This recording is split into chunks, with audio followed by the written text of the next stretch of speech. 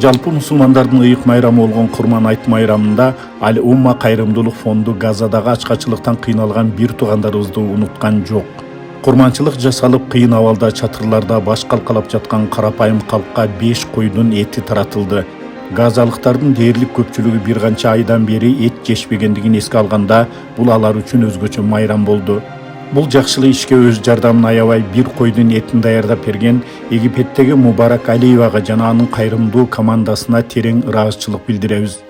Аллахтын ыраазычылыгын көздөп салым кошкон биздин мекендештерге, кыргыз элине да рахматыбызды айтабыз. Аларды ар дайым биз менен жакшылык ишке ортоктош болууга чакырабыз. Мейримдүү жана ырайымдуу Аллахтын аты менен, кудуреттүү Аллахка шүгүрлөр болсун. Жана сиздердин кайрымдуулугуңуздардын аркасында биз бүгүн Газа тилкесиндеги Аль-Умма фондунун жамааты курмандык чалуу долбоорун ишке ашырып жатабыз. Ушул курмандыктардын аркасында Курман айт майрамында Газа тилкесинде жүрүп жаткан согуштун натыйжасында жер которгон жана жабыркаган үй бүлөлөргө эт таратылат. Берешендигиңиздер үчүн рахмат жана Аллах кайрымдуулук кылгандарга сыйлык берсин. Бардык жакшылыктарды каалайбыз.